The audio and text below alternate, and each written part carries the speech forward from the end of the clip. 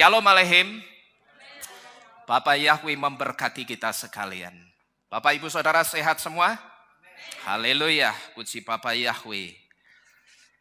Pada pagi hari ini, Bapak Ibu Saudara sekalian, kita akan kembali bersama-sama merenungkan firman Tuhan yang akan berangkat dari satu pertanyaan yang berkaitan dengan peristiwa yang terjadi akhir-akhir ini, saudara, atau waktu-waktu ini.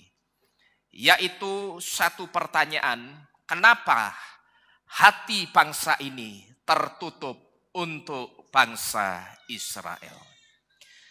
Nah, Bapak Ibu Saudara sekalian, bangsa yang hatinya tertutup di sini, yang dimaksud tidak lain adalah hati bangsa Indonesia. Sekalipun saya katakan tidak semua orang Indonesia hatinya tertutup untuk bangsa Israel. Buktinya siapa saudara? Buktinya saudara dan saya. Kita yang ada di tempat ini, saya percaya hati kita itu sangat terbuka dan sangat mengasihi bangsa Israel. Buktinya apa juga? Setiap kali kita beribadah Sabat, sebelum kita pulang, kita selalu mengakhiri dengan doa khusus untuk bangsa Israel. Kita berdoa bagi bangsa Israel secara khusus. Ini satu bukti bahwa sekalipun hati bangsa Indonesia sebagian besar hatinya itu tertutup untuk bangsa Israel, tetapi masih ada orang-orang seperti kita yang hatinya sangat terbuka dan sangat mengasihi bangsa Israel. Dan diberkatilah saudara-saudara sekalian yang mengasihi dan selalu memberkati bangsa Israel. Nah, tetapi kalau kita memperhatikan Bapak Ibu Saudara sekalian, kalau kita perhatikan dari dulu, sebagian besar hati orang Indonesia, hatinya itu sangat tertutup untuk bangsa Israel, saudara. Bahkan saya masih ingat dengan satu kejadian yang konon dulu di zaman pemerintahan Presiden Abdul Rahman Wahid atau yang seringkali dikenal dengan Gus Dur. Saya pernah mendengar satu kisah. Katanya Israel dulu sempat mau memberikan ilmu pertaniannya untuk bangsa Indonesia. Tetapi pada waktu itu saya juga mendengar arus bawahnya itu kuat menolak pemberian ilmu pertanian dari Israel ini, saudara. Nah, ini sebetulnya sangat disayangkan sekali, saudara. Karena diakui atau tidak, Israel itu adalah negara terbaik di dunia sistem pertaniannya. Kenapa saya katakan terbaik? Kalau Indonesia nanam apa-apa bisa tumbuh dan itu subur, saya katakan itu wajar. Karena tanah di Indonesia iklimnya juga bagus, baik. Tapi kalau kita melihat di Israel, Israel itu begitu tandus gersang. Tetapi hikmatnya Bapak Yahweh yang diberikan kepada orang-orang Israel, hikmat itu sanggup mengubah padang gurun yang gersang dan tandus menjadi tanah yang sangat subur dan menghasilkan hasil pertanian yang paling baik, terbaik di dunia ini. Israel itu pernah membuat tomat yang berwarna hitam. Tomat hitam sebelumnya tidak pernah ditemukan di mana-mana, saudara. Tomat hitam itu bisa masuk ke restoran kelas dunia. Bintang 5, saudara. Karena harganya itu sangat tinggi. Tapi kemudian tomat hitam ini diciplak sama mana kira-kira? China, ya. China kan paling pinter, bandrek ya. Jadi apa-apa itu serba dibandrek sama China dan itu bisa dilakukan semua di sana, saudara. Jadi sangat disayangkan sekali pada waktu itu ilmu pertanian yang sangat luar biasa bagus, yang tidak ada dimanapun, itu ditolak sama Indonesia, secara khusus oleh arus bawah yang ada di Indonesia ini. Padahal saudara, kalau waktu itu ilmu pertaniannya itu diterima, saya percaya hasil pertaniannya Indonesia itu bisa jauh lebih baik dari sekarang ini, saudara. Saya masih ingat saya pernah dikasih oleh-oleh oleh seseorang dari Israel, itu kacang, saudara. Yang kemasannya itu dikemas per 1/4 kilo atau 250 gram. Kalau saudara beli kacang di sini 1/4 kilo atau 250 gram, isinya itu penuh banyak. Tapi kalau kacang Israel 1/4 kilo isinya itu cuma sedikit. Karena apa? Saking besar-besarnya kacangnya Israel. Saya ingat pada waktu itu, kacangnya Israel yang paling kecil itu seukuran jempol tangan saya, ini yang paling kecil, saudara. Ya, jadi sangat sayang sekali waktu itu tidak diterima ilmunya. Padahal kalau diterima itu sangat bagus sekali, saudara, ilmu pertaniannya ini.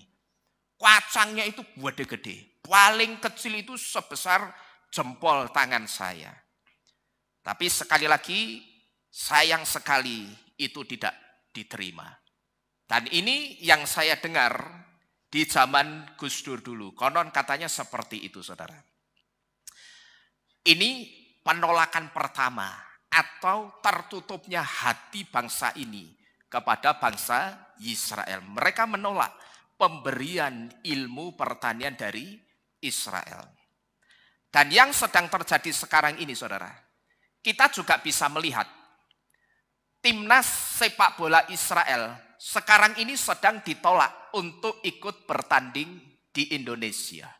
Ya, kalau saudara menyimak berita waktu-waktu ini, rencananya kalau ini benar, hari Senin besok tanggal 20 Maret 2023 jam 1 sampai selesai, itu akan ada semacam demo menolak timnas Israel yang mau ikut bertanding sepak bola di Indonesia. Kalau kita perhatikan ini, saudara, sebetulnya kenapa sebagian besar dari bangsa ini hatinya itu begitu tertutup, bahkan sangat tertutup untuk bangsa Israel. Nah, sebelum kita melihat kenapa sebetulnya sebagian besar dari bangsa ini hatinya itu sangat tertutup untuk bangsa Israel, kita akan mencoba membaca dulu ayat-ayat yang ada di depan ini, saudara. Yaitu di dalam kitab Yehezkiel pasal ke-44 ayat pertama sampai dengan yang kedua. Dan pasal ke-48 ayat 30 sampai dengan yang ke-35. Kita lihat dulu di Yehezkiel 44 ayat pertama sampai dengan yang kedua. Di situ dikatakan, dan dia membawaku kembali ke jalan gerbang bagian luar dari tempat kudus yang menghadap ke timur, dan dia tertutup. Lalu Yahweh berfirman kepadaku, gerbang inilah yang ditutup, ia tidak akan dibuka, dan tidak seorang pun akan masuk ke dalamnya, karena Yahweh Elohim Yisrael telah masuk ke dalamnya, maka dia harus ditutup. Kemudian pasal ke-48 ayat yang ke-30 sampai dengan yang ke-35. Di situ dikatakan, dan inilah jalan keluar kota di sebelah utara, 4.500 hasta menurut ukuran. Dan gerbang-gerbang kota itu akan diberi nama menurut nama suku-suku Israel.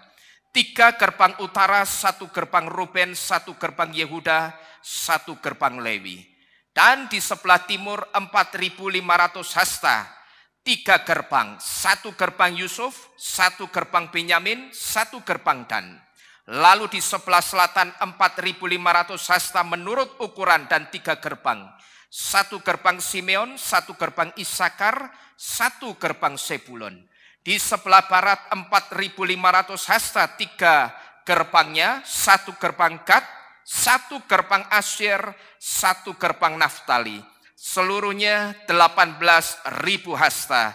Dan nama kota itu sejak hari itu adalah Yahweh Syamah.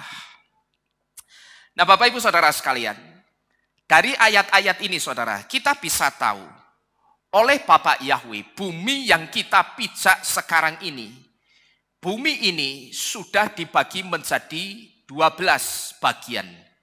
Dan 12 bagian ini adalah simbol atau gambaran dari 12 suku Israel. Dan kalau kita memperhatikan pintu-pintu gerbang yang ditulis di dalam kitab Yehezkiel, saudara, ternyata di bagian timur Yerusalem yang luasnya itu ditulis 4.500 hasta atau sekitar 200.025 meter persegi ini. Di situ ada 3 gerbang yang dikasih nama 3 suku Israel. Apa saja itu? Yang di bagian timur. Gerbang Dan, gerbang Yusuf, dan gerbang Benyamin. Tapi perlu kita ketahui, saudara, sekarang ini ketiga gerbang ini namanya sudah diganti atau sudah berganti nama. Pintu gerbang Dan, pintu gerbang Yusuf, dan pintu gerbang Benyamin sekarang sudah berganti nama dengan Lions Gate atau pintu gerbang singa, sudah berganti nama Golden Gate atau pintu gerbang emas, dan sudah berganti nama Bethany Gate atau pintu gerbang Betania, di mana pintu gerbang singa dijaga oleh Manasye dan Yehuda, pintu gerbang emas dijaga oleh Benyamin dan Thomas, dan pintu gerbang Betania dijaga oleh Yusuf dan Thomas. Nah, ini adalah gerbang-gerbang yang dulunya diberi nama gerbang Dan, gerbang Yusuf, dan gerbang Benyamin. Dan pintu-pintu gerbang ini, saudara, ini sering berganti-ganti nama. Karena apa? Karena adanya perubahan kebijakan seiring perubahan zaman pemerintahan. Jadi begitu ganti raja, begitu ganti pemerintahan, otomatis ganti kebijakan. Dan begitu ganti kebijakan, biasanya nama-nama gerbang ini juga tidak luput dari perubahan. Tapi nama terakhir untuk gerbang-gerbang ini adalah nama yang sekarang ini sedang kita lihat, saudara-saudara sekalian. Yaitu Lions Gate, Golden Gate, dan Bethany Gate. Lions Gate itu pintu gerbang singa, Golden Gate itu pintu gerbang emas atau yang seringkali disebut dengan pintu gerbang timur. Dan ini adalah Betania Gate atau pintu gerbang Betania. Nah, Bapak Ibu Saudara sekalian, pintu gerbang emas atau Golden Gate ini adalah pintu gerbang yang dulunya pintu ini sangat sering dilewati oleh Yesua. Waktu itu ketika Yesua ada di dunia ini, Yesua itu sering lewat di pintu gerbang ini, saudara. Sebelum pintu gerbangnya ditutup seperti ini, Yesua itu dulu waktu masuk ke Yerusalem, itu mesti lewatnya pintu gerbang ini. Dan inilah pintu gerbang yang kalau kita lihat dari peta, pintu gerbang ini menghadap ke Indonesia. Nah, lalu apa kaitannya pintu gerbang ini dengan Indonesia? Jadi dulu ketika Yesua ada di dunia ini, Yesua itu sering lewat di pintu gerbang ini. Bahkan menjelang kematiannya Yesua, waktu itu ketika Yesua itu masuk ke Yerusalem, dan ketika saat itu orang-orang berseru, Hosana, Hosana, yang artinya selamatkanlah kami. Dan ketika orang itu berseru, diberkatilah dia Yesua yang datang dalam nama Yahweh. Waktu itu, saudara, Yesua itu juga lewat di pintu gerbang ini, tapi sebelum ditutup seperti ini. Tapi kalau kita perhatikan sekarang, saudara, pintu gerbang ini sudah ditablek, sudah ditutup seperti ini. Dan kalau saudara perhatikan juga, di depan pintu gerbang yang seharusnya dipakai untuk jalan orang lalu lalang, untuk jalan orang ke sana kemari, ya, yang seharusnya di depan pintu gerbang ini untuk jalanan orang. Ini justru sekarang malah dibuat apa? Kuburan seperti ini. Saya pernah mendengar ada satu omongan orang begini, entah ini joke, guyonan atau beneran, saya tidak tahu. Atau memang orang itu fanatik. Ini dibikin kuburan karena orang ngerti. Nanti kalau Yesua datang kembali, Yesua itu akan melewati pintu gerbang timur ini. Nah, ben Yesua ra iso mlebu, ben sikile kecocok patok tanduri kuburan. Ada yang ngomong seperti itu, saudara, katanya. Ya, tapi kalau benar seperti itu, ya berarti ini mentalnya mental jahat, saudara. Dia berpikir Yesua itu akan lewat, terus tidak bisa lewat ke sini. Ya, dia berpikir seperti itu. Orang berpikir Yesua tidak bisa menembus dinding setebal itu. Ya, pikirannya ini kan kolot banget, goblok banget ini. Jadi jalan yang seharusnya dipakai untuk jalan orang, untuk lalu lalang orang, itu ternyata justru depannya sekarang dikasih atau dijadikan kuburan. Maksudnya apa ini, saudara? Saya yakin ini mesti ada maksudnya. Nah, di sini, saudara, kita diberitahu bahwa pintu gerbang emas atau yang disebut dengan Golden Gate yang menghadap ke timur itu juga menghadap ke Indonesia. Sekali lagi, pintu gerbang timur atau yang juga disebut dengan The Golden Gate atau pintu gerbang emas ini juga menghadap ke negara kita, Indonesia. Dan Golden Gate yang menghadap ke Indonesia ini, saya katakan tidak kebetulan. Karena apa? Di dalam iman percaya kita, itu tidak ada istilah kebetulan, saudara. Tidak ada istilah kebetulan. Menghadap ke Indonesia, menghadap kemana, itu tidak ada istilah kebetulan.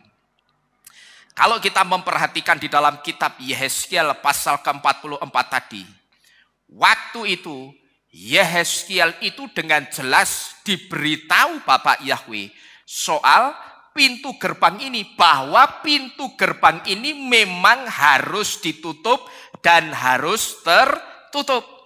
Ya, kalau saudara lihat di dalam kitab Yehezkiel pasal 44 ayat pertama sampai kedua tadi, saudara akan tahu Yehezkiel itu sudah dikasih tahu Bapak Yahweh, inilah pintu gerbang yang harus ditutup dan akan tertutup. Nah, inilah pintu gerbang itu yang dimaksud apa? Yang dimaksud ini, pintu gerbang timur atau Golden Gate itu memang sudah dinubuatkan akan ditutup, Bapak Ibu Saudara sekalian. Cuman pada waktu itu tidak tahu atau belum tahu siapa yang akan menutup pintu gerbang ini. Tapi sekali lagi, sekalipun ketika Yehezkiel pada waktu itu diberitahu bahwa suatu saat pintu gerbang ini akan tertutup atau ditutup, waktu itu Yehezkiel belum tahu siapa yang akan menutup pintu gerbang ini. Karena pada waktu itu apa yang diucapkan Bapak Yahweh itu masih sebatas apa? Nubuatan. Maka Yehezkiel belum mengerti. Tapi rupanya apa yang dinubuatkan oleh Bapak Yahweh kepada Yehezkiel semuanya digenapi. Golden Gate atau pintu gerbang timur ditutup pada zaman Kekaisaran Ottoman Turki. Ketika Kekaisaran Ottoman Turki menduduki Yerusalem pada tahun 1541. Dari sini, saudara, kita bisa melihat bahwa alam roh yang dimanifestasikan dalam nubuatan ternyata itu memiliki satu kuasa yang sangat besar, dan kuasa itu tidak terbatas. Buktinya apa? Bapak Yahweh nubuatkan bahwa pintu gerbang ini nanti akan ditutup. Dan yang dimaksud adalah the Golden Gate atau pintu gerbang emas ini. Betul-betul terjadi. Sekalipun pada waktu itu Yehezkiel belum tahu siapa yang akan menutup. Tapi pada tahun 1541 ketika Yerusalem itu dijajah dan diduduki oleh Kekaisaran Ottoman Turki, waktu itu pemerintahan Ottoman Turki menutup pintu gerbang ini. Maka apa yang dinubuatkan Bapak Yahweh benar-benar terjadi. Jadi dari sini, saudara, Ada satu pelajaran penting yang bisa kita tarik dalam kehidupan kita. Kita mesti hati-hati, saudara. Ketika seringkali kita mendengar tentang nubuatan-nubuatan, apapun itu yang berkaitan dengan iman percaya kita, jangan seringkali kita mengatakan, wah itu cuman kebetulan, itu cocokmologi, itu gadokmologi. Jangan kita itu gampang jadi orang yang ketika melihat nubuatan-nubuatan mengatakan, itu kan cuman kebetulan. Selama saudara mengatakan menganggap nubuatan itu satu kebetulan, hidupmu pun akan menjadi hidup yang kebetulan. Saudara tidak akan pernah hidup dalam kebenaran. Jadi sekali lagi, kalau pintu gerbang yang cuman benda mati ini pernah dinubuatkan Bapak Yahweh bahwa pintu ini suatu hari kelak akan ditutup. Sekalipun waktu itu belum tahu siapa yang akan menutup. Terjadi benar enggak saudara? Terjadi beneran. Ini jaraknya antara Bapak Yahweh ngomong dengan Kekaisaran Ottoman yang merintah saat itu, jaraknya sangat jauh sekali. Ini tahun 1541. Jaraknya jauh. Tapi nubuatan itu digenapi. Dan saya ingat, saya pernah mengajarkan di tempat ini. Yang saya kasih tema pengajaran saya itu Nevuat Hayelet, nubuatan seorang anak. Yang dianggap juga pada waktu itu sampai nubuatan anak ini dianggap sebagai nubuatan yang membingungkan. Karena apa? Ada anak kecil yang namanya Nahman Katufa yang menubuatkan bahwa nanti akan ada satu negara kecil yang tidak dianggap orang yang akan menjadi pemicu perang dunia ketiga. Bertahun-tahun, beratus-ratus tahun, beribu-ribu tahun bahkan, karena sampai angka 1500 tahun. Nubuatan ini tidak pernah terbongkar sekalipun.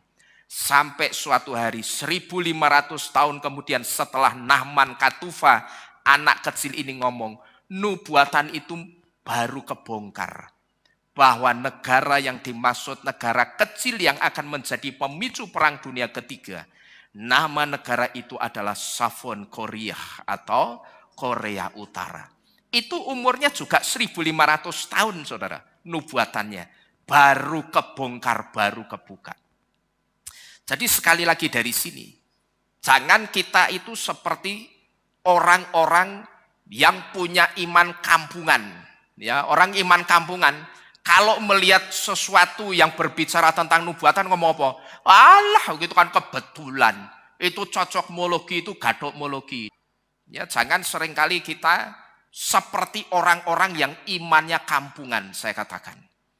Iman yang ketika melihat nubuatan, bukannya diselidiki dulu. Oke lah, jangan percaya dulu, enggak apa-apa. Selidiki dulu, pelajari, pergumulkan dulu. Jangan langsung mulutnya ngomong, wah itu kebetulan, itu kan cuman gadokmologi, cocokmologi.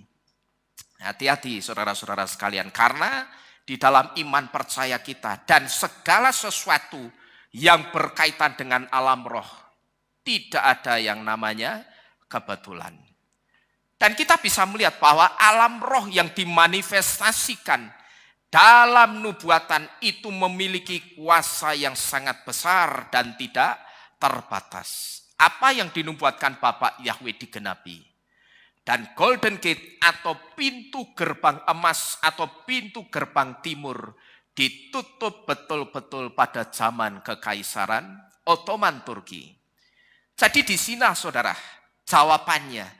Kenapa hati bangsa ini atau hati bangsa Indonesia itu begitu tertutup untuk bangsa Israel? Dengan ditutupnya Golden Gate atau pintu gerbang emas atau pintu gerbang timur ini rupanya membawa satu dampak yang besar. Yaitu daerah dari wilayah cakupan Golden Gate ini, hati bangsanya tertutup untuk Israel dan sangat membenci Israel. Dan hal ini sedang berbicara juga tentang sikap hati bangsa Indonesia terhadap Israel yaitu tertutupnya hati bangsa ini untuk Israel. Coba saudara perhatikan ini. Ya, go to hell, Zionis Israel. Kita mesti ingat, tadi di depan saya sudah memberitahu apa? Pintu gerbang timur itu menghadap kemana? Negara kita Indonesia. Maka negara atau wilayah cakupan Golden Gate ini, hati bangsanya juga apa ini? Ketutup untuk bangsa Israel dan sangat membenci orang-orang Israel. Dan ini sedang berbicara juga tentang sikap hatinya bangsa Indonesia yang juga tertutup untuk Israel, saudara-saudara sekalian.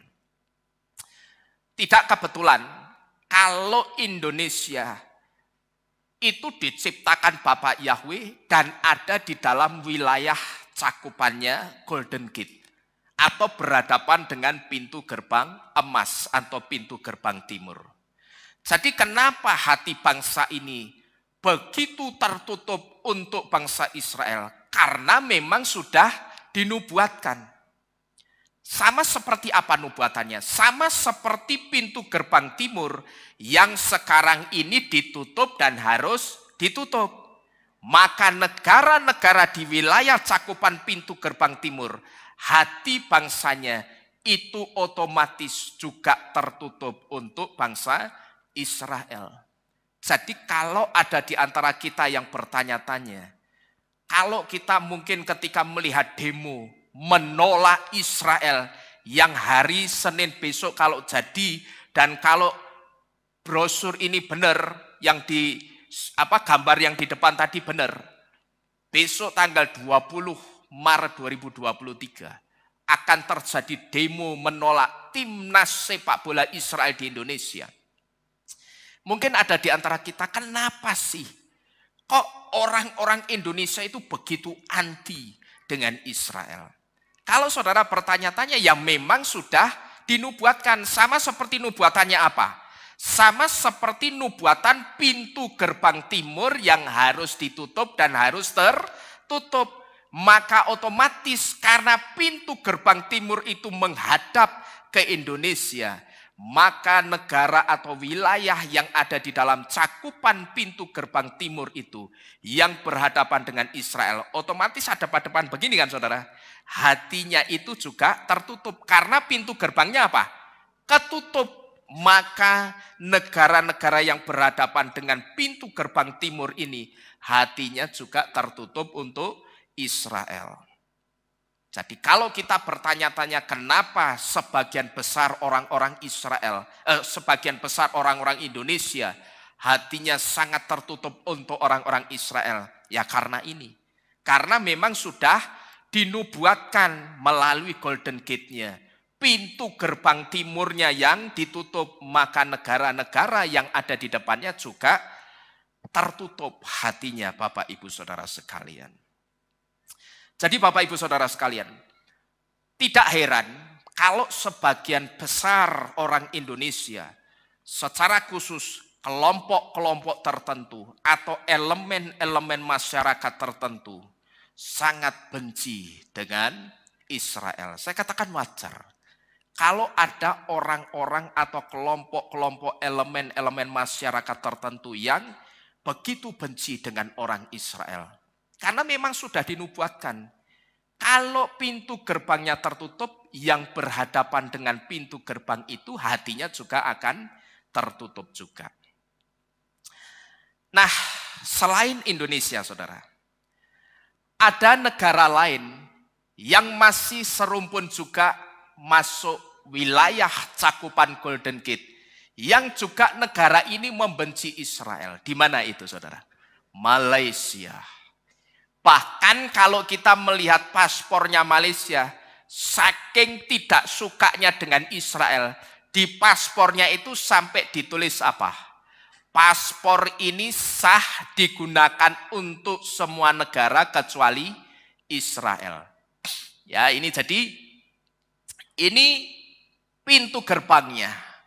Nah, yang saya kasih garis segitiga warna merah ini, inilah cakupan wilayah yang masuk dalam cakupannya Golden Gate. Ini ada Indonesia ini saudara. Ya ini kan Indonesia. 3/4 Indonesia masuk di sini. Dan yang saya tunjuk dengan panah ini sebetulnya Malaysia. Saudara-saudara sekalian. Saking tidak sukanya dengan Israel. Sampai di paspornya ditulisi paspor ini sah. Boleh dipakai masuk ke semua negara. Kecuali cuma negara mana? Israel. Bayangkan saudara-saudara sekalian. Nah di sini saudara. Kalau saya melihat sampai segitunya Malaysia kepada Israel. Terkadang saya berpikir begini saudara. Sebegitu jahatkah Israel ini sampai dibenci bangsa-bangsa lain? Bahkan saking bencinya bangsa-bangsa dengan Israel. Sampai tidak hanya blokir. Tapi diapain? Sampai mulutnya itu mengutuki bangsa Israel. Tetapi sekali lagi saudara, kita tidak perlu heran. Karena inilah alam roh yang punya kekuatan dan dampak yang sama-sama besar. Ketika Golden Gate itu dinubuatkan harus ditutup, maka bangsa-bangsa yang ada di dalam wilayah cakupannya Golden Gate, hati bangsanya juga harus tertutup untuk bangsa Israel. Inilah yang saya maksud dengan alam roh. Itu punya kekuatan dan dampak yang sangat besar, Bapak Ibu Saudara sekalian. Nah ini yang pertama, tentang penolakan Israel. Jadi sekali lagi ini yang saya maksud saudara dengan alam roh yang punya kekuatan dan dampak yang sangat besar, Bapak Ibu Saudara sekalian. Nah tetapi terlepas dari apa yang terjadi di alam roh ini, saya katakan ada satu hal yang lebih penting yang harus kita tahu tentang nubuatan ini saudara. Nubuatan yang berkaitan antara Israel dengan Indonesia. Dan ini saya katakan lebih penting untuk kita ketahui timbang kebenciannya bangsa-bangsa terhadap bangsa Israel, yaitu bahwa Mesias atau Mesayah atau Yesua akan datang kembali melalui Golden Gate atau pintu gerbang emas atau dari timur, dan negara timur termasuk Indonesia akan menerima lawatan Bapak Yahweh. Ini yang saya sebut lebih penting untuk kita tahu ketimbang kita mengetahui kebenciannya bangsa-bangsa dengan bangsa Israel. Sekalipun kita juga mesti ngerti kenapa bangsa-bangsa yang secara khusus ada di wilayah cakupannya Golden Gate, hati bangsanya itu begitu tertutup dengan orang-orang Israel. Kita juga harus ngerti saudara, sebagai pengetahuan kita, karena di situ ada satu pelajaran yang bisa kita tarik, bahwa alam roh yang dimanifestasikan di dalam nubuatan itu memiliki satu kekuatan dan dampak yang sangat luar biasa. Dan itu betul-betul bisa terjadi ketika Bapak Yahweh menubuatkan pintu gerbang ini, pintu gerbang emas ini harus ditutup. Itu betul-betul terjadi. Dan ini memberitahu kita, jangan kita jadi orang yang suka menyepelekan yang namanya nubuatan-nubuatan. Atau jangan kita suka jadi orang yang gampang menyepelekan hal-hal yang berbau alam roh. Jangan kita menganggap, walah alam roh, opo yo, apa tenan. Jangan saudara, hati-hati. Ya, semua yang terjadi di alam roh itu tidak ada yang kebetulan. Jadi ini yang lebih penting untuk kita tahu, timbang kebenciannya bangsa-bangsa kepada orang-orang Israel. Yaitu bahwa Yesua itu akan datang kembali melalui pintu gerbang timur ini atau melalui Golden Gate. Dan sebelum Yesua datang, negara di bagian timurnya Israel itu akan menerima lawatannya Bapak Yahweh. Dan seperti saudara dan saya ketahui, Indonesia itu termasuk atau satu di antara negara di bagian timurnya Israel. Sekali lagi, negara di bagian timur Israel itu akan menerima lawatannya Bapak Yahweh. Cuman kira-kira bentuk lawatannya apa, saudara? Untuk Indonesia ini. Di Indonesia, hembusan angin pengajaran dari Sion ini sudah menghasilkan gerakan kebangunan rohani di mana-mana. Kalau kita melihat di Papua, orang-orang Papua itu sudah mengumandangkan Shema Yisrael. Dan orang-orang Papua yang sudah mengumandangkan Shema Yisrael ini, saudara, ini menjadi satu tanda bahwa hati orang-orang Indonesia yang diwakili oleh orang-orang Papua ini, hati mereka yang tadinya tertutup untuk Israel, sekarang hatinya sudah terbuka dan membuka diri untuk segala sesuatu yang bernuansa Ibrani. Karena apa? Sebelumnya dikatakan apa ini? Sebelum Yesua datang, negara di wilayah timur Israel, termasuk Indonesia, akan menerima lawatannya Bapak Yahweh. Mesias itu akan datang. Tapi sebelum Mesias datang, dia akan datangnya akan masuk kemana dinubuatkan? Lewat pintu gerbang timur, dan negara-negara yang ada di dalam wilayah cakupan pintu gerbang timur yang berhadapan langsung dengan pintu gerbang timur itu akan menerima lawatannya Bapak Yahweh. Jadi yang tadinya tertutup, tapi karena sekarang Mesiasnya itu akan datang, mulai membuka hatinya untuk Israel, saudara. Sama seperti halnya begini saya ilustrasikan. Ketika seseorang itu ada di satu kota yang jauh dan dia akan kembali ke tempat ini, katakanlah ke rumah ini, maka yang ada di rumah ini akan siap-siap apa? Kalau orangnya datang sudah dekat, yang di rumah akan ngapain pintunya? Membukakan pintunya. Paham, saudara? Ya, karena yang tadinya di sini sedang ada di satu tempat yang jauh, mau kembali ke sini. Terus ngabari, aku mau pulang. Begitu sampai depan, dibukakan apanya? Pintunya. Kira-kira seperti itu. Karena Yesua itu mereka tahu akan datang kembali. Maka Bapak Yahweh itu melawat dengan menjamah hati orang-orang Indonesia. Satu di antaranya adalah orang-orang Papua ini. Hatinya dibuka untuk bisa menerima bangsa Israel. Buktinya apa? Mereka mengumandangkan Shema Yisrael. Dan ini satu tanda hati mereka yang tadinya tertutup, atau hati bangsa Indonesia yang tadinya tertutup untuk Israel, sekarang sudah terbuka dan membuka diri untuk segala sesuatu yang bernuansa Ibrani. Sekarang coba kita dengarkan. Orang-orang Papua mengumandangkan Shema Yisrael. Betul enggak ini orang-orang Papua? Ini Shema Yisrael.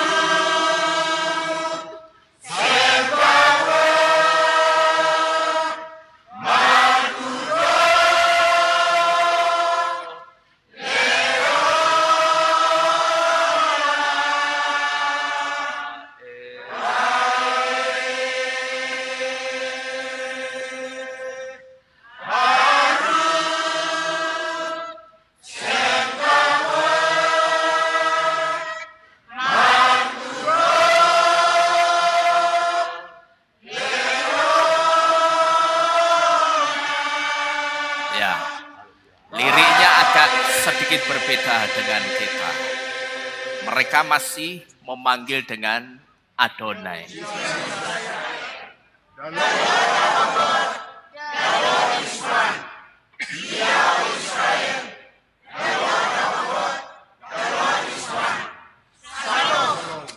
Shalom. Nah, ini yang pertama saudara di Papua. Kita bisa melihat orang-orang Papua itu sudah mengumandangkan Shema Yisrael. Demikian pula dengan kita yang ada di tempat ini.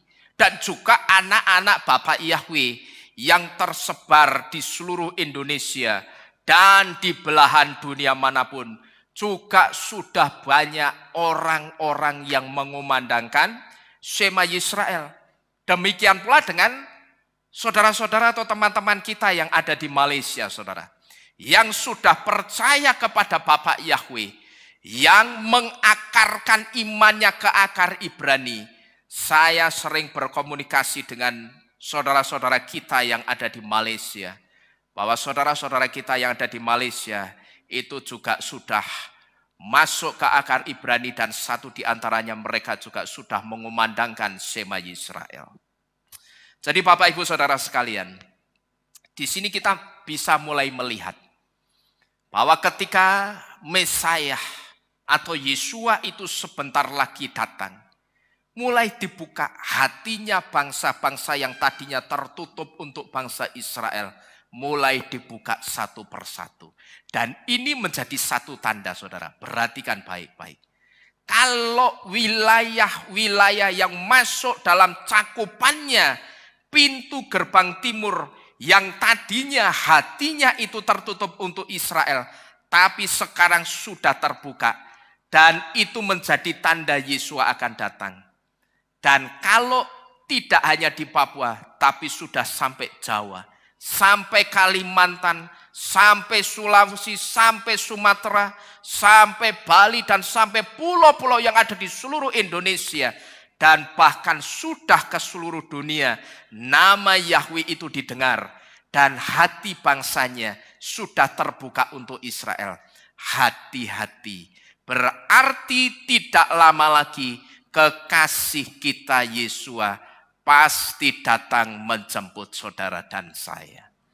Jadi hati-hati Bapak Ibu Saudara sekalian ya. Ini video sekitar 11 tahun yang lalu. 11 tahun yang lalu atau 11 tahun yang lalu yang adalah hari ini juga saudara. Berarti itu tandanya sudah semakin dekat. Yang seringkali saya gambarkan dengan apa? Hati-hati, sekarang sudah jam 11:30 siang. 11 tahun yang lalu, ketika kita diberitahu ini, saat itu mungkin masih jam 8 atau jam 9 pagi. Kita diberitahu Yesua akan datang, itu masih jam 9 pagi. Tapi andai kata kita berandai-andai, andai kata katakanlah Yesua, ingat ya, baik-baik, aku akan datang jam 12 siang. Sekarang itu sudah bukan jam 9 pagi, tapi sudah jam berapa sekarang? 11:30 siang. Artinya hanya kurang sebentar lagi, setengah jam atau 30 menit lagi yang itu tidak lama. Yesua itu akan datang menjemput saudara dan saya. Dan ini harus jadi iman kita saudara. Sebelum dunia ini segala sesuatunya dipersulit, kita mesti punya iman bahwa kita sudah diangkat oleh Yesua. Jangan kita punya iman seperti orang yang beli tanah di sana sini untuk jaga-jaga, nek ora keangkat iso nandur-nandur iso mangan, nek ora entuk tuku nganggo barange anti Hamasiah, aku iso mangan, yo mangano kono, yo di zamannya anti Hamasiah.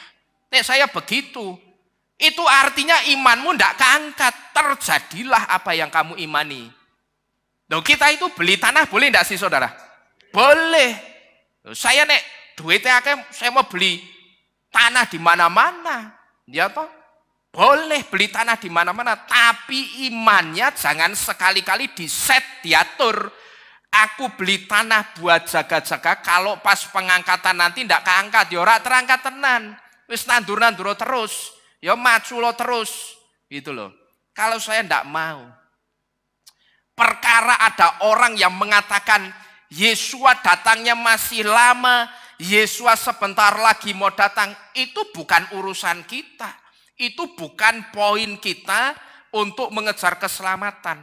Tapi kapanpun Yesua datang, saudara dan saya harus siap. Amin. Kapanpun Yesua datang itu kita mesti siap.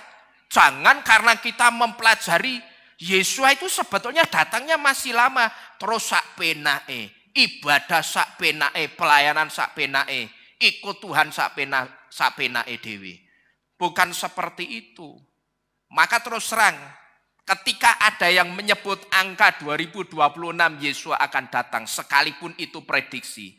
Terus terang kalau saya mohon maaf, saya tidak setuju. Karena apa? Sifat dasar manusia itu seringkali apa saudara? Jagake dan memanfaatkan. Ya toh. Kalau ngerti 2026, orang bisa juga akan ngomong apa? Oh iseh 2026. Ora apa-apa isih suwi, tak brengsek sik. Engko pas bulan September 2026 tak mertobat. Memangnya yang dicari Bapak Yahweh itu pertobatan dadaan kayak begitu? Tidak, saudara. Ya, nek orang ngerti tahunnya ya orang akan yang pertama bisa kelompok orang pertama akan apa? Sak penake. Ya toh seenaknya. Alai saya suwi ki saya piro ki. Ini tahun piro to ki? 2023. Isih 3 tahun menehi saya suwi santai sik. Brengsek sik ora apa-apa, ya. Nanti pas 2026 tak mertobat. Itu kelompok orang yang pertama. Kelompok orang yang kedua, memang ada kelompok orang yang kedua yang juga berjaga-jaga. Tapi kita mesti ingat, kecenderungan sifat dasar manusia itu senangnya apa? Memanfaatkan waktu gitu loh. Senengnya jaga, senengnya memanfaatkan, merasa masih jauh, nanti sajalah bertobatnya. Maka di tempat ini saudara, seringkali saya memberitahu, tidak cuma kepada pelayan-pelayan Tuhan di tempat ini. Ketika saudara berdoa, itu jangan cuma minta berkat-berkat. Jangan saudara. Yang pertama yang harus saudara minta seperti yang kita doa sama-sama tadi. Begitu kita bangun pagi, mintalah.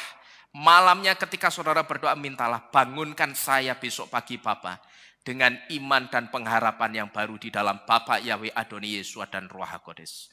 Satu di antaranya pengharapan untuk apa? Percaya bahwa Yesua akan datang menjemput kita. Kenapa kok kita mesti minta iman seperti ini? Karena berapa banyak orang yang tidak percaya yang dinubuatkan di dalam kitab suci. Tidak percaya dengan kedatangan Yesua. Berapa banyak orang yang seperti ini. Yang kemudian mereka mengatakan apa? Allah, sejak zaman dahulu kala. Yang kitab suci nulis apa? Sejak zaman nenek moyang kami selalu dikatakan kedatangan Yesua sudah dekat terus. Tapi nyatanya ya juga tidak datang-datang. Nyata? Maka inilah pentingnya kita itu setiap bangun pagi. Jangan cuma minta berkat-berkat. Mintalah imanmu itu selalu diupdate sama Bapak Yahweh. Pengharapanmu untuk percaya bahwa Yesua suatu hari kelak pasti datang menjemput aku dan menyelamatkan aku dari kesusahan dunia ini. Amin. Itu yang mesti kita minta. Yang kedua, mintalah roh pertobatan. Supaya apa? Kalau saudara minta setiap bangun pagi, Bapak Yahweh, terima kasih untuk roh pertobatan yang baru. Yang malamnya kita minta. Besok pagi-pagi bangunkan saya juga Bapak dengan roh pertobatan yang baru. Kalau saudara ingat itu dan saudara ucapkan syukur ketika saudara bangun pagi. Terima kasih Bapak Yahweh untuk roh pertobatan yang baru. Itu akan membuat saudara ingat sepanjang hari itu. Sehingga ketika saudara mau macam-macam, saudara mau berbuat yang tidak benar, saudara ingat, kan aku sudah minta roh pertobatan, itu artinya supaya aku benar. Maka di situ ketika saudara ingat, yang akan saudara kejar apa? Hidup yang berkenan di hadapan Bapak Yahweh. Apapun itu hidup yang berkenan di hadapan Tuhan. Saudara ngerti, pokok segala sesuatu yang benar, yang nyeneng ke Bapak Yahweh, itulah hidup yang berkenan di hadapan Bapak Yahweh. Baru setelah itu saudara boleh minta berkat, minta perlindungan Tuhan untuk hari itu, sepanjang hari itu. Dan jangan lupa, namai hari itu, aku namai hari ini adalah hari yang penuh dengan damai sejahtera dan sukacita. Hari yang penuh dengan kemenangan, hari yang penuh dengan kesehatan. Apapun yang aku kerjakan yang tidak bertentangan dengan Bapak Yahweh, pasti diberkati dan dibuat Bapak Yahweh berhasil. Amin, Bapak Ibu Saudara sekalian. Ya, jadi jangan kita itu jadi orang yang ngemis berkat terus. Ya, mung ngene terus. Wah, kan sapa iku? Apa nek nyebut apa bahasa Cina itu? Pekong. Apa nek pengemis itu bahasa Cina nih? Wah, itu kan mentalnya pengemis itu. Kaipang kok pekong. Itu kan mentalnya kaipang. Ya toh. Mentalnya pengemis sing modal bokong karo modal apa jenenge tangan ngatung begini. Nek saudara cuman tiap pagi minta berkat terus, tapi berkati Bapak Yahweh dulu dan bikin Bapak Yahweh itu rohnya tergetar dengan permintaan kita. Kayak siapa? Kayak Salomo itu loh saudara. Ya, Salomo itu kenapa dia dijadikan satu raja yang sangat masyhur, bahkan seorang ratu dari negeri yang jauh itu sampai datang jauh-jauh hanya kepingin dengar Salomo ngomong. Karena apa? Apa yang diminta Salomo ketika dia dibawa dalam pemandangan alam roh yang disebut dengan mimpi. Waktu Salomo ditemui Bapak Yahweh, kamu mau minta apa sekarang? Apa yang ingin aku kerjakan dalam kehidupanmu? Salomo minta apa waktu itu saudara? Minta apa? Sing banter. Roh hikmat. Keliru. Salomo itu tidak pernah minta hikmat. Yang diminta Salomo itu namanya anak saya yang paling kecil itu loh. Lev Shomea. Berikan aku Lev Shomea. Berikan aku jantung yang mendengar. Berikan aku listening heart.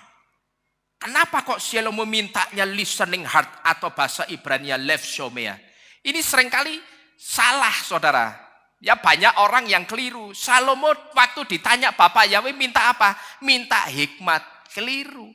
Hikmat itu bukan permintaan, tapi hikmat itu pemberiannya Bapak Yahweh, karena apa yang diminta Salomo itu dipandang baik sama Bapak Yahweh. Buktinya apa? Di ayat selanjutnya dikatakan, karena kamu tidak minta kekayaan, kamu tidak minta kemasyhuran, dan kamu tidak minta nyawa musuhmu, maka aku akan memberikan Lev Haham. Tapi pada waktu Salomo ditanya, kamu meminta apa? Salomo jawabnya, berikan aku Lev Shomea. Artinya buatlah jantungku itu mendengar. Buatlah jantungku itu dengar-dengaran suaramu Bapak Yahweh. Karena apa? Salomo pada waktu itu menyadari ketika dia harus menggantikan tahta ayahnya menjadi seorang raja. Usianya pada waktu itu masih sangat muda. Dia merasa belum punya pengalaman untuk memimpin satu bangsa yang besar ini.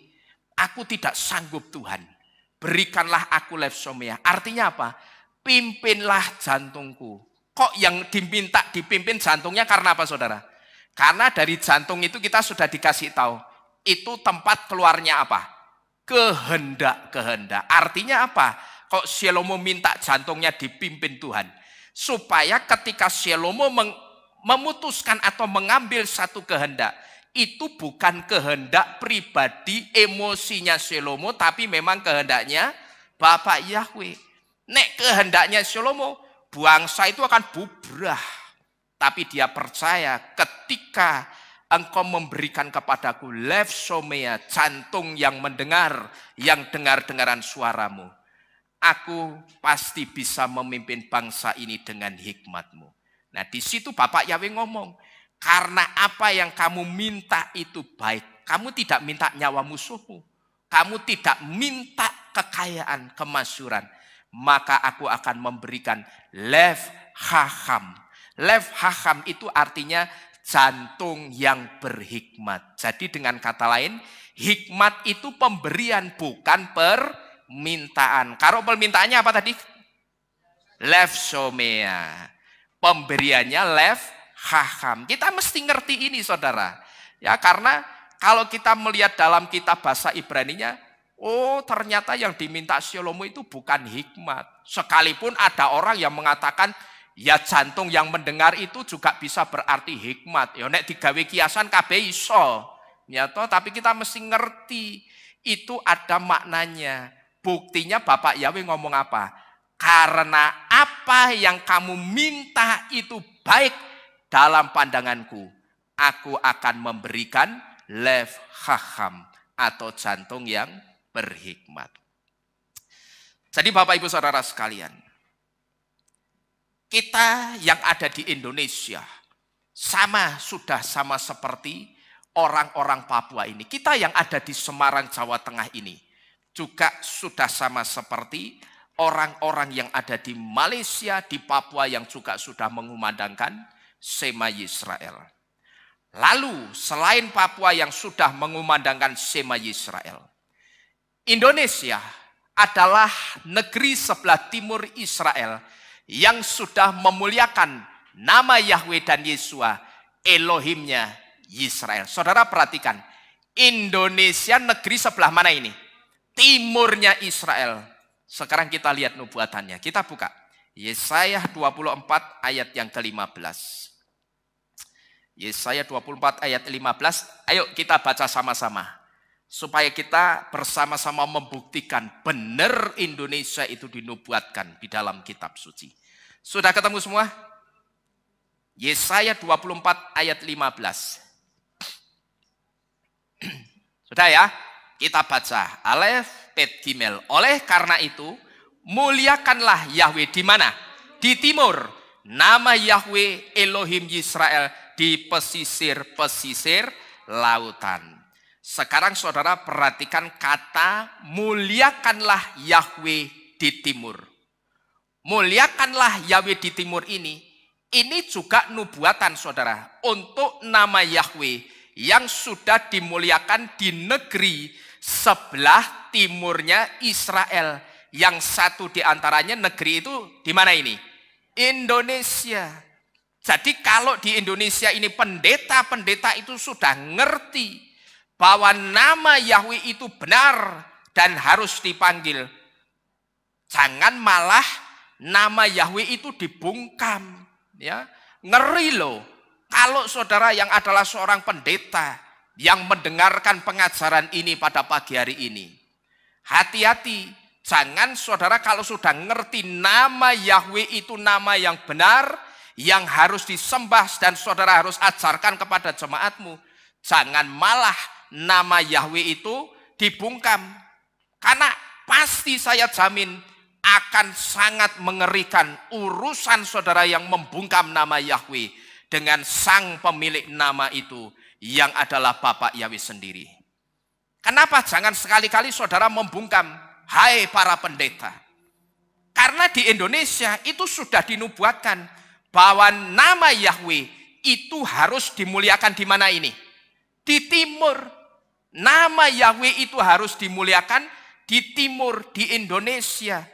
Jangan malah nama Yahweh dibungkam pakai alasan macam-macam. Jangan malah nama Yahweh dibungkam pakai alasan, oh nama itu terlalu kudus, tidak boleh dipanggil.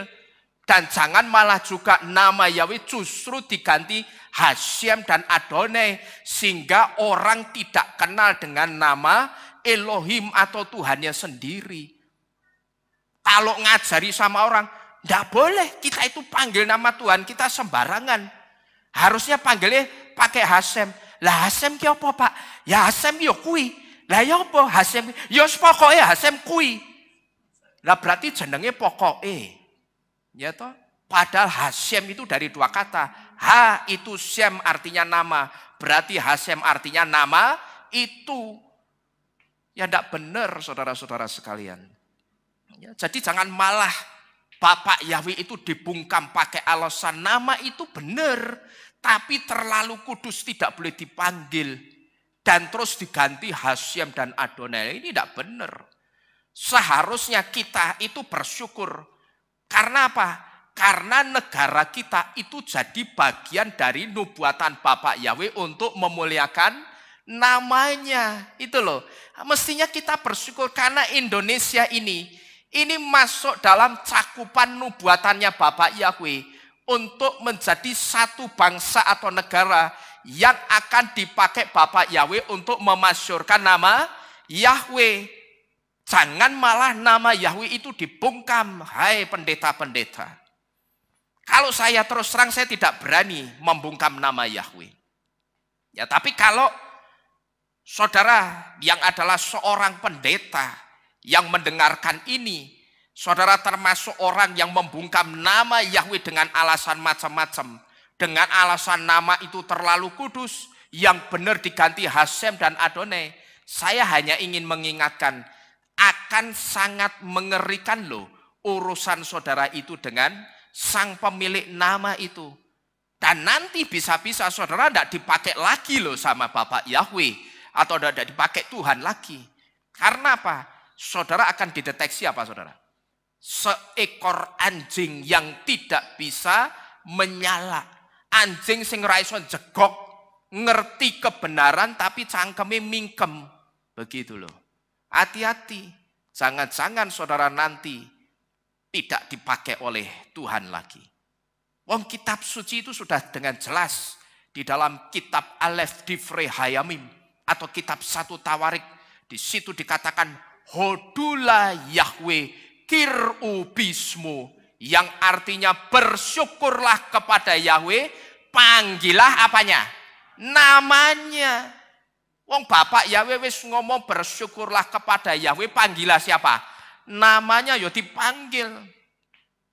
Kalau saudara yang adalah seorang pendeta justru saudara bungkam nama Yahweh pakai alasan macam-macam, berat loh urusannya sama sang pemilik nama itu. Jadi jangan nama Yahweh itu dibungkam pakai alasan apapun. Panggillah dan muliakanlah nama Yahweh, karena nama Yahweh adalah nama dari Tuhan jemaatmu. Bapak Ibu Saudara sekalian, biarkan jemaat itu ngerti kebenaran yang paling benar, yang sejati. Kalau saudara yang pendeta, nek sing ora selamat pendeta nih, saya tidak pusing saudara. Ya toh? Ning pendeta yang tidak mau selamat dengan tidak mengajarkan nama Yahweh, jangan ngajak-ngajak jemaatnya tidak selamat. Dengan cara apa? Kita jangan panggil nama Yahweh. Karena nama itu terlalu kudus. Hati-hati, ini sama saja sedang pendeta itu ngajain apa? Jemaatnya ndak selamat. Hati-hati, ini berat loh urusannya sama yang punya nama. Wong yang punya nama ngomong bersyukurlah kepadaku Yahweh dan panggillah namaku, panggillah namanya. Jadi sekali lagi, hati-hati, hai para pemimpin-pemimpin gereja. Lalu selain nubuatan dari kitab Yesaya 24 ayat 15 untuk Indonesia, nubuatan kitab suci di dalam kitab Yesaya 46 ayat 9 sampai 11 juga mengarah ke Indonesia melalui simbol negara Indonesia yang adalah apa ini? Burung Garuda. Coba kita baca, benar enggak? Nubuatan di Yesaya 46 ayat 9 sampai 11 itu arahnya ke Indonesia juga. Yesaya 46 ayat 9 sampai 11, di situ dikatakan, ingatlah hal-hal yang terdahulu sejak lampau, karena akulah Elohim dan tidak ada Elohim lain, dan tidak ada yang seperti aku Yahweh yang menyatakan hal yang kemudian sejak permulaan dan apa yang belum pernah terjadi sejak lampau dengan mengatakan, rencanaku akan berdiri tegak dan aku akan melakukan semua kehendakku. Perhatikan ayat 11. Yang memanggil seekor burung pemangsa dari timur. Orang yang menggenapkan rancanganku dari negeri yang jauh. Ya, aku telah mengatakannya. Aku juga akan mewujudkannya. Aku telah menyusunnya. Aku juga akan melakukannya. Saudara perhatikan sekarang di ayat 11 di kalimat yang memanggil seekor burung pemangsa. Dari mana itu? Dari timur. Seperti kita ketahui saudara, Garuda itu masuk dalam keluarga burung buas atau burung pemangsa. Dan Garuda yang adalah simbol negara Indonesia ini menjadi tanda nubuatan kitab suci yang arahnya itu kuat mengarah ke Indonesia. Di mana Indonesia itu dinubuatkan menjadi penggenap rancangannya Bapak Yahweh. Rancangannya apa? Rancangannya nama Yahweh dan Yesua dirancang Bapak Yahweh akan dipermuliakan dari timur. Sesuai dengan kitab Yesaya 46 ayat yang ke-11 yang dikatakan apa? Yang memanggil seekor burung pemangsa dari mana? Dari timur. Angin pengajaran dari Sion atau pengajaran akar Ibrani itu juga sekarang sedang berhembus ke timur, ke Indonesia. Dan angin pengajaran dari Sion atau pengajaran akar Ibrani itu juga sudah diterima oleh orang-orang Indonesia. Angin pengajaran dari Sion atau pengajaran akar Ibrani itu sekarang sudah diterima loh saudara, oleh sebagian besar orang-orang yang ada di Indonesia ini. Sekalipun menerimanya itu sungguh-sungguh atau hanya baru ngintip-ngintip sidik sajane akar Ibrani kayak apa.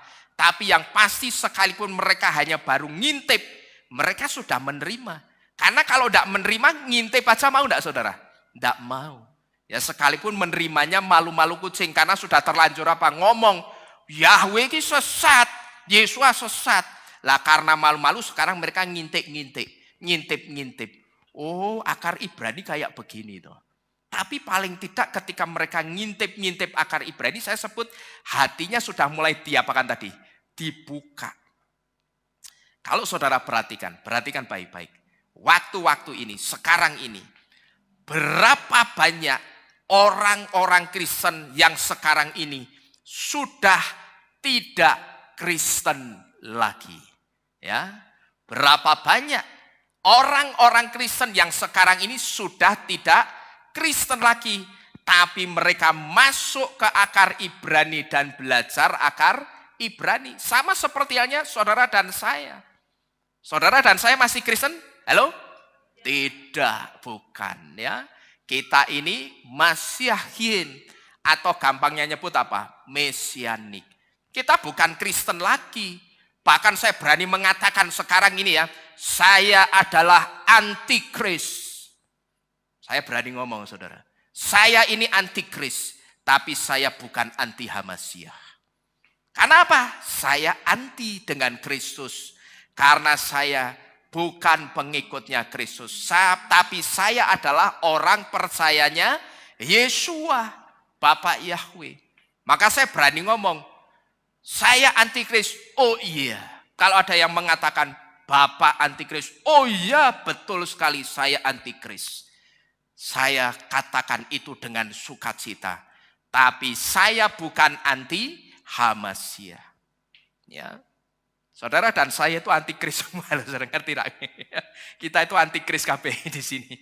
Ya, tapi kita yang penting bukan anti Hamasiah. Kenapa kok kita dikatakan antikris? Karena kita sudah tidak ikut Kristus. Karena kita sudah dikasih tahu. Kristus itu nuansanya perjinahan jasmani. Jadi kalau kita perhatikan berapa banyak sekarang ini orang-orang Kristen yang sudah tidak Kristen lagi. Saya kalau ingat ini ya, kalau saya ngomong ini saudara, saya akan malu ketika saya mengatakan hal-hal yang berkaitan dengan kekristenan beberapa tahun yang lalu saudara. Waktu itu karena kami ini belum tahu tentang akar Ibrani yang dalam. Waktu itu prinsip atau semboyan pelayanan kami apa? Mengkristenkan orang Kristen yang belum Kristen. Wah, waktu itu bangga ngomong begitu. Kami akan mengkristenkan orang Kristen yang belum Kristen. Jebulane Kristus perjinan jasmani. Wah, kalau saya ingat ini saya malu saudara. Tapi untungnya ya bukan untungnya ya, puji Bapak Yahweh. kita sekarang sudah di dalam akar yang benar. Jadi sekali lagi kalau kita perhatikan berapa banyak orang Kristen yang sekarang ini sudah tidak Kristen lagi. Karena apa? Karena mereka sudah sadar keselamatan itu datang dari akar Ibrani. Step by step yang benar tentang iman dan keselamatan itu datangnya dari Sion, bukan dari Yunani. Dan orang itu sudah mulai sadar sedikit demi sedikit. Orang juga sudah mulai bisa merasakan ternyata angin Yunani gawe masuk angin nih. Ya toh? Angin dari Yunani ini ternyata bikin masuk angin imannya.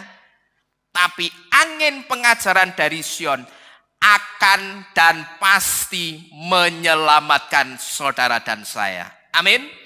Angin pengajaran dari Sion saudara cintai, saudara kasih, saudara tekuni, saudara pelajari dengan sungguh-sungguh dan saudara hidupi. Angin pengajaran dari Sion atau yang saya sebut dengan akar Ibrani pasti akan membawa kita kepada keselamatannya Bapa Yahweh. Lalu selain Yesaya 46 ini, nubuatan kitab suci untuk Indonesia di dalam kitab Yesaya 42 ayat 10 sampai 12 ini juga mengarah ke Indonesia. Ini dapat atau bisa kita lihat dari Bani Kedar atau umat Islam yang menguasai kota, desa, pesisir, pulau maupun pegunungan di Indonesia. Coba kita baca ya. Yesaya 42 ayat 10 sampai 12. Ini masih lama saudara, kira-kira masih 5-6 jaman lah ya. Sabar. Yesaya tidur sini, makan sini. Tak makani, tenang aja. Ya. Yesaya 42 ayat 10 sampai dengan yang ke-12 di situ dikatakan, nyanyikanlah nyanyian baru bagi Yahweh yang membawa pujiannya dari ujung bumi ke dalam laut dan isinya. Perhatikan, ke pesisir-pesisir dan yang mendiaminya. Biarlah padang gurun dan kota-kotanya tempat orang apa itu?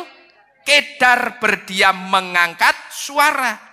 Biarlah penghuni-penghuni bukit Cadas bersorak-sorai, dari puncak gunung-gunung biarlah mereka berteriak. Mereka memberikan kemuliaan bagi Yahweh, dan biarlah pulau-pulau mengumandangkan pujiannya untuk Bapa Yahweh.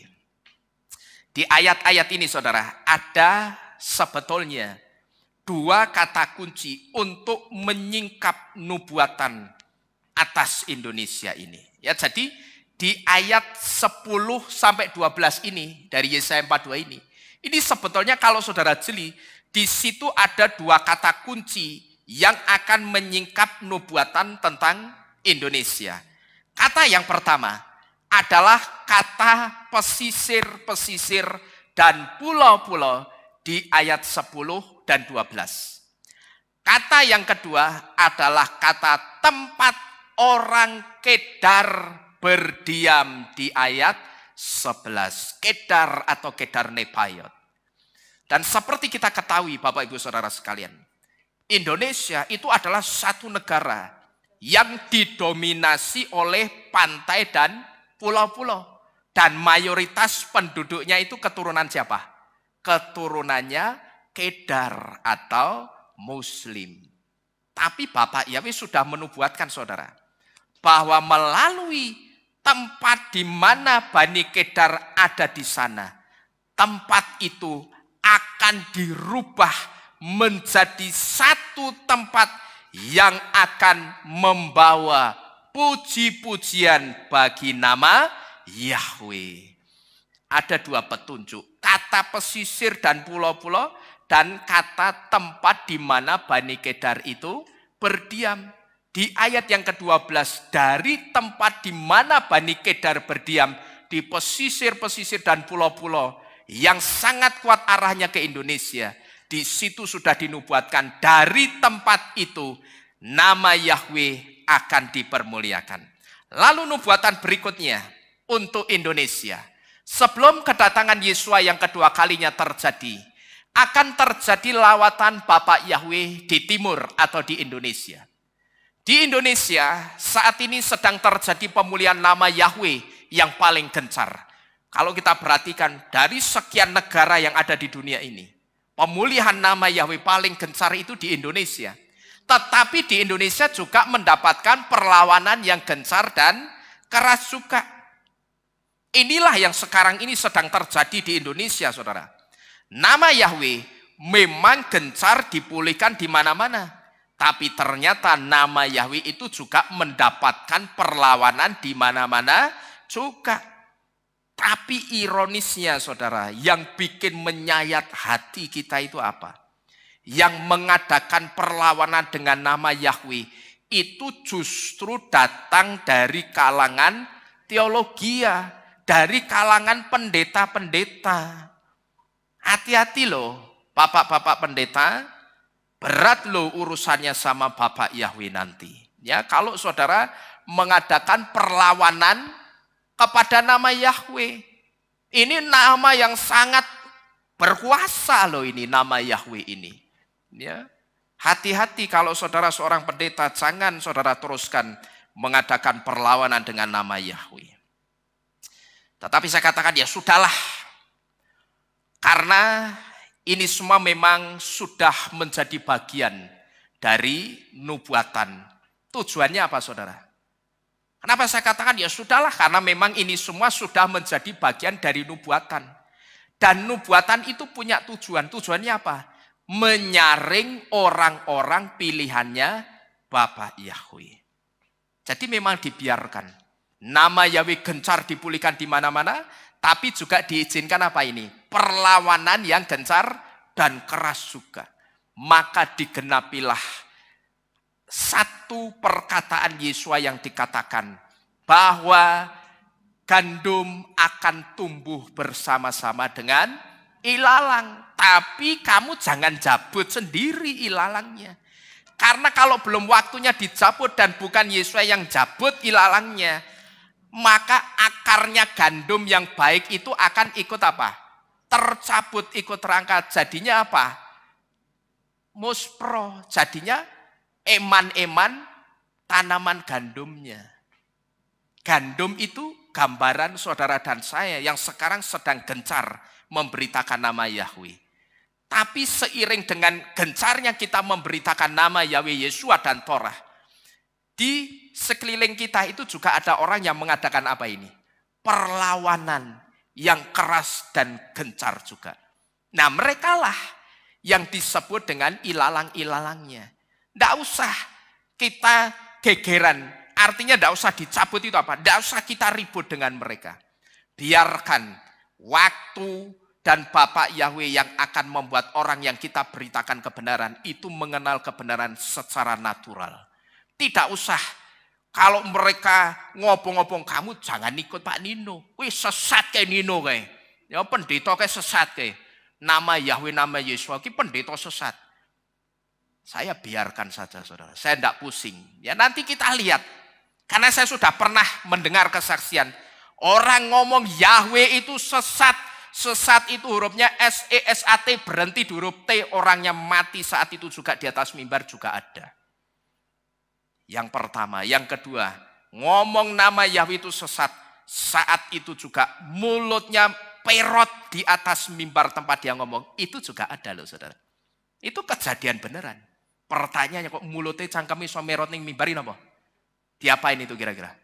Nek saya melihat itu pasti diwaplok malaikat Bapak Yahweh cangkemi. Nah, kurang ajar. Nama yang benar diomongi sesat, sing ora bener malah disembah-sembah. Ya toh? Sebab maha besar. Piye kowe? Gendeng itu. Jadi Bapak Ibu Saudara sekalian, hati-hati. Ya, saudara yang sudah ngerti kebenaran apalagi yang sekolah teologi ya.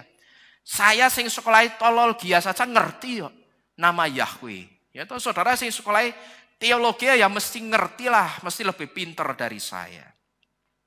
Tetapi sekali lagi, ya sudahlah. Karena ini memang bagian dari apa? Nubuatan. Harus ada yang gencar memberitakan dan ada yang melawan. Karena gandum itu sudah dinubuatkan akan tumbuh bersama-sama dengan ilalang. Tujuannya untuk apa ini saudara? Sudah dinubuatkan ini. Tidak lain untuk menyaring orang-orang pilihannya Bapak Yahweh yang sungguh-sungguh. Maka saudara mesti sungguh-sungguh waktu-waktu ini. Ya, Jangan saya peringatkan, jangan ada masalah sepele saudara besarkan, sehingga itu membuat saudara meninggalkan Bapak Yahweh. Jangan. Karena kalau sampai dari masalah sepele yang masih bisa dibicarakan, itu saudara besarkan, jadikan masalah, jadikan alasan, terus saudara meninggalkan Bapak Yahweh. Saya hanya ingin memberitahu, berarti saudara itu kedapatan tekel alias ringan. Begitu saudara ditampi, angin penampiannya berhembus kencang, saudara ketiup jatuh dari tampah penampian. Hati-hati, setiap biji beras yang jatuh dari tampah penampian ditangkap sama siapa? Ayam. Pitik itu apa? Setan. Ngerti tidak saudara? Hati-hati, jangan gampang jadi orang yang tersinggungan waktu-waktu ini. Karena tersinggung, marah itu juga sebagai alat penampi. Saya sudah pernah memberitahu. Winnowing time, di winnowing time ini, di waktu-waktu penampian ini, yang paling kuat akan ditampi adalah landasan tempat kita berpijak. Landasan kuat tempat kita berpijak, kalau di Kehilat, itu ya hubungan kita ini saudara.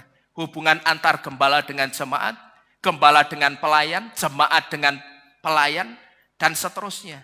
Berusaha dirusak. Pakai apa? Ontran-ontran kecil, pakai masalah kecil. Makanya saya di sini ngomong apa? Jangan kita mulutnya itu suka mengflavori. Ngerti mengflavori? Apa? Flavor itu artinya apa? Rasa. Nek mengflavori berarti apa? Ngerasani. Jangan mulut kita suka lason hara ngerasani satu dengan yang lainnya. Karena nanti kalau orang yang dirasani ngerti bubrah. Saudara-saudara sekalian. Jadi hati-hati. Kalau di dalam keluarga yang digoncang itu apa? Hubungan suami dengan istri, hubungan orang tua dengan anak, mertua dengan menantu, dan sebagainya. Pokok yang ada di dalam lingkup keluarga. Waktu-waktu ini, setan, perhatikan baik-baik. Setan itu butuh teman di neraka. Tinggal saudara mau jadi temannya setan apa kita bersama-sama masuk ke siamanya Bapak Yahweh, saya tanya. Nek dadi koncone setan yo ngamuk ano terus, ya budrekano terus. Masalah kecil gedekno, nanti dadi koncone setan kowe. Ya, jadi hati-hati saudara-saudara sekalian. Wah ngomongnya atosmen ya. Lah kan saya sudah ngomong ning kene ora dodolan roti karo bubur. Nek bubur di sana nyarinya, ya. Simpang 5. Jadi sekali lagi, ini adalah bagian dari nubuatan untuk menyaring orang-orang pilihannya Bapak Yahweh. Kemudian nubuatan yang lain. Indonesia adalah dari Sabang sampai Merauke. Dan perlu kita ketahui saudara, kota Sabang itu terletak di satu pulau yang bernama apa ini? Pulau Weh. Dan Merauke ada di Irian. Dan tidak kebetulan di dekat Merauke itu ada satu daerah kabupaten yang bernama Kabupaten Yahukimo. Nah kira-kira berbicara soal apakah Yahukimo dan Pulau Weh ini Bapak Ibu Saudara sekalian. Kabupaten Yahukimo dan Pulau Weh di sini sedang berbicara tentang nama Yahweh yang pasti melintasi Indonesia, yaitu dari Yahukimo mewakili Irian, tempat di mana nama Yahweh sudah bisa diterima. Kemudian nama Yahweh itu akan terus melintasi kota-kota dan pulau-pulau dan pesisir-pesisir pantai di Indonesia, sampai akhirnya berhenti di Pulau Weh, tempat di mana Bani Kedar mendiami kota, desa, pegunungan, pulau-pulau, dan pesisir-pesisir pantai. Jadi sekali lagi, Kabupaten Yahukimo itu dan Pulau Weh sedang berbicara tentang nama Yahweh yang pasti melintasi Indonesia, yaitu dari Yahukimo mewakili Irian, tempat di mana nama Bapak Yahweh sudah bisa diterima. Kemudian nama Yahweh itu akan terus melintasi kota-kota dan pulau-pulau di Indonesia sampai akhirnya berhenti di Pulau Weh, tempat di mana Bani Kedar mendiami kota, desa, pegunungan, pulau, dan pesisir-pesisir pantai. Di sini saya kasih satu catatan saudara. Pulau W tidak kebetulan itu berdekatan dengan Serambi Mekah. Yaitu apa ini? Aceh, yang adalah tempat mayoritas Bani Kedar. Tidak kebetulan. Pulau W itu berdekatan dengan Aceh yang adalah tempatnya mayoritas Bani Kedar. Yahukimo, kalau diambil kata Yahnya saja dan digabung dengan W, jadinya apa saudara? Yahweh. Dan saya percaya keberadaan dua tempat di Indonesia ini tidak kebetulan ada di Indonesia. Termasuk penamaan Kabupaten Yahukimo dan Pulau W. Penamaannya ini saya yakin juga tidak kebetulan. Dan dua tempat ini ada di Indonesia itu juga tidak kebetulan. Karena apa? Karena kita memang bisa melihat dengan mata kepala kita sendiri. Kegerakan nama Yahweh itu sudah sampai di mana-mana di Indonesia ini. Sudah sampai di mana-mana. Bahkan saudara mesti ngerti, saya perkenalkan kepada saudara.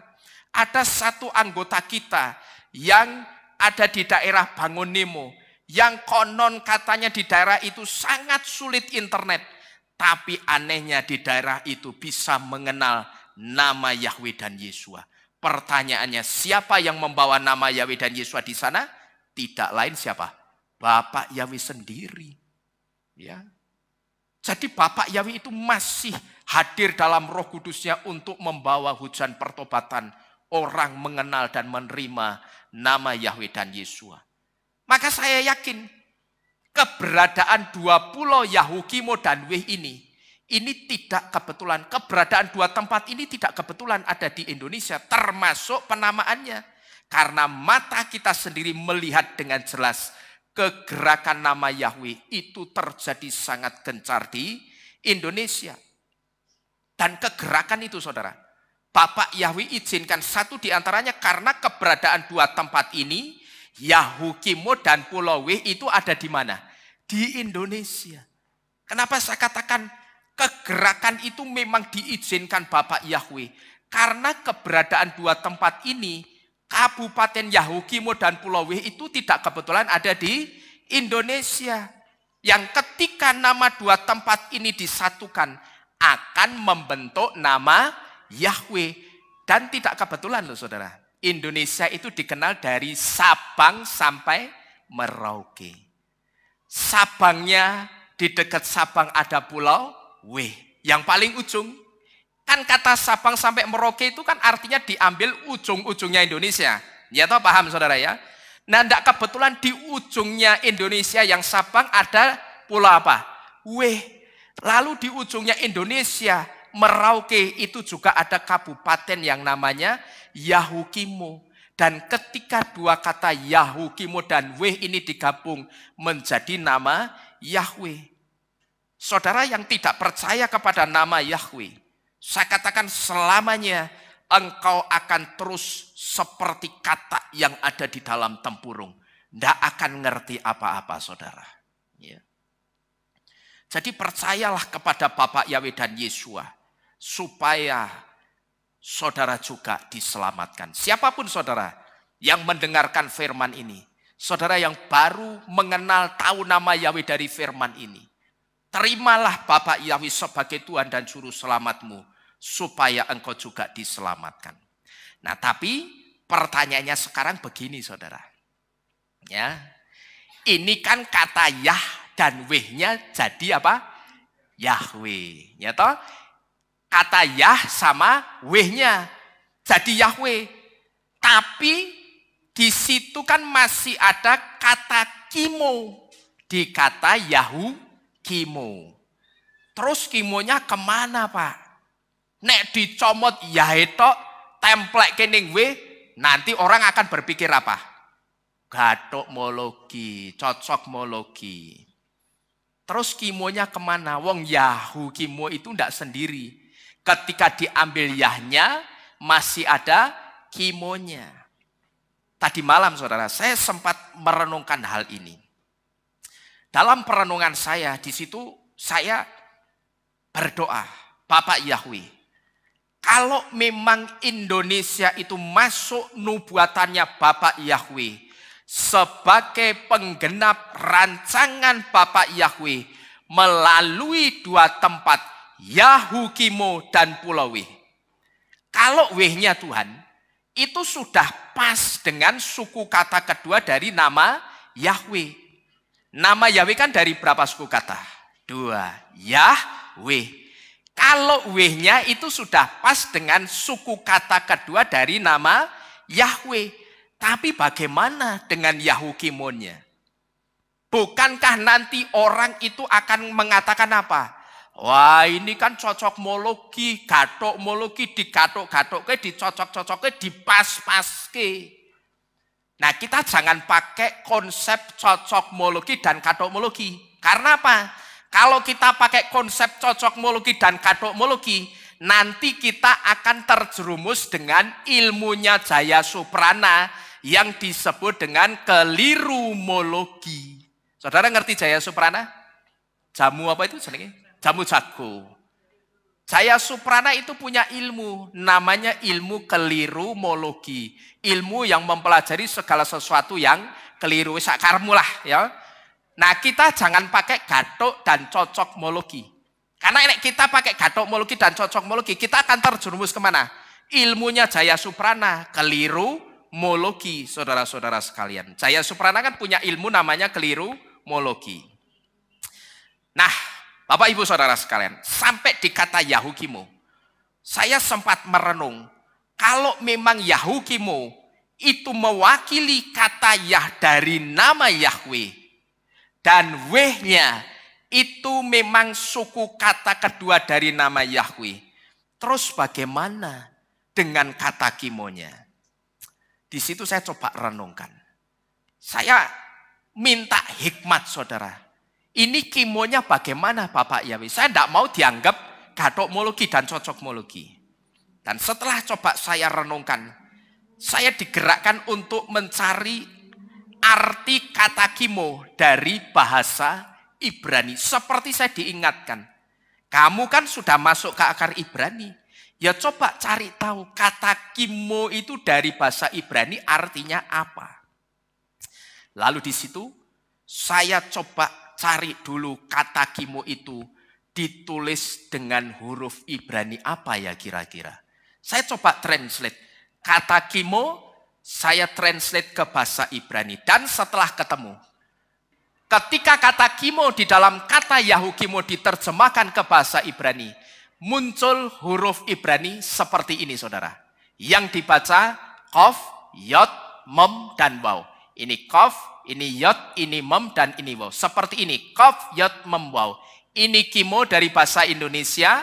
Yahukimo kan bahasa Indonesia, betul ya? Saya terjemahkan dari Indonesia ke bahasa Ibrani. Ketemunya huruf Ibraninya seperti ini. Dan ketika kata kimo diterjemahkan ke bahasa Inggris, ternyata kata kimo itu memiliki arti establish. Yang ketika saya terjemahkan kata establish ini ke dalam bahasa Indonesia, kata establish diterjemahkan ke bahasa Indonesia artinya didirikan atau ditegakkan. Nah, ini artinya Yahukimo dan Weh artinya adalah nama Yahweh ditegakkan di Indonesia. Apakah ini kebetulan Bapak Ibu Saudara sekalian? Orang mengatakan ini gathokmologi, ini cocokmologi, ya saya katakan silahkan ya.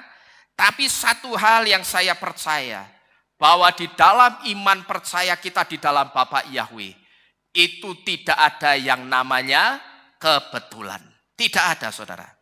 Kenapa dua tempat di Indonesia ini bisa diberi nama Yahukimo dan Weh? Ini yang mesti kita renungkan. Buatlah satu tanda tanya besar. Kenapa dua tempat di Indonesia ini bisa sampai dikasih nama Yahukimo dan Weh? buat saya dua tempat ini dikasih nama Yahukimo dan Weh, itu tidak kebetulan, saudara. Jadi Bapak Ibu Saudara sekalian, ini juga menjadi kerinduan kita. Nama Yahweh dan Yesua dipermuliakan di Indonesia. Dari Kabupaten Yahukimo sampai Pulau Weh, pasti akan terdengar nama Yahweh dan Yesua dimasyurkan. Amin. Ini tidak kebetulan. Kimonya ternyata artinya established, yang artinya didirikan atau ditegakkan. Berarti atau ini artinya Yahukimo dan Weh artinya adalah nama Yahweh ditegakkan di Indonesia. Kenapa kok ditegakkan di Indonesia? Karena Yahukimo dan Weh ada di mana? Di Indonesia. Yahukimo itu ujung di bagian mana tadi? Merauke. Wehnya di ujung satunya bagian Sabang. Jadi Bapak Ibu Saudara sekalian, kalau masih ada yang mengatakan ini kebetulan, ini cocokmologi, gadokmologi, ya silahkan. Tapi buat saya, apa yang dinubuatkan di Indonesia ini tidak ada kebetulan. Memangnya orang kurang nama apa? Kok bisa-bisanya ngasih nama Mong Weh? Ini kan cuma satu suku kata ya. Kan kurang enak gitu loh. Ya toh nek dipikir, kita biasa ngomong minimal 2 suku kata atau 3. Lah ngomong nyebut satu. Nek Kabupaten Yahukimo kan enak. Yahukimo 4 suku kata. Tapi Pulau Weh mung dijenengi apa? Weh begitu. Saya yakin penamaan ini juga tidak kebetulan. Memangnya orang kurang kata-kata apa? Kok menamai dengan kata-kata ini? Inilah yang saya maksud. Tidak pernah ada yang kebetulan di dalam Bapak Yahweh. Dan ini juga menjadi kerinduan kita. Nama Yahweh dan Yesua dipermuliakan di Indonesia. Dari Kabupaten Yahukimo sampai dengan Pulau Weh. Pasti terdengar nama Yahweh dan Yesua di Indonesia ini. Amin. Amin. Bapak Yahweh memberkati kita sekalian. Kita bersama-sama tunduk di dalam doa. Kita akhiri firman pada siang hari ini. Mari kita tengahkan tangan kita bersama-sama.